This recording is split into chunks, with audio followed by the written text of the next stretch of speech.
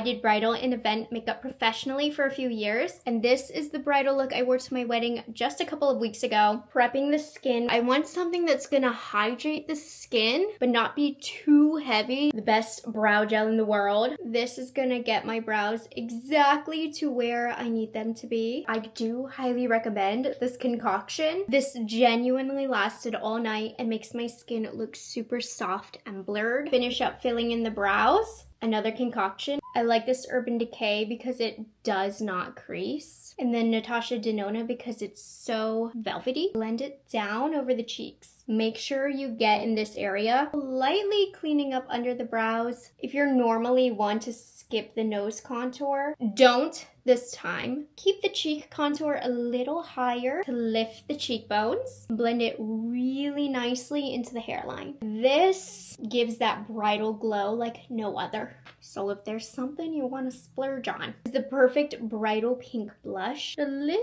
bit on the nose. I'm using loose powder only to set the under eyes because nothing is more blurring. And then pressed powder for the rest of the face. Do not be scared of powders for your wedding day. Hourglass is my favorite because they're not completely flat. Just setting with a similar powder so that the makeup stays on all night. I'm doing another concoction for the highlight. The finishing powder from Hourglass is gonna melt everything together. The first setting spray we're gonna use is for glow. Melt all of the powders in. Concealer is not an eye primer. Use a real eye primer. I'm sticking with really basic eyeshadow colors. Just get the shadow right in the crease. You must put this on the lower lash line just a little bit deeper, creating more depth for the photos. This white shade is going to do so much magic. This under the brows, see the lift this gives going right in the inner corner. This makes the biggest difference in your photos. Because of the shaping that we did in the crease, I have so much more lid space. I'm taking a shade with sparkles, not glitters. The first crease shade I used, I'm pressing this on the upper lash line. This is just gonna be the background because I'm using a brown pencil to really get in there. A little bit of black, pressing this as tight to the lash line as possible. Mascara, take your time with your lower lashes because we're putting on falsies anyways. If you really want an elevated look, you must do the lashes. I'm lining my lips with a more contour style color.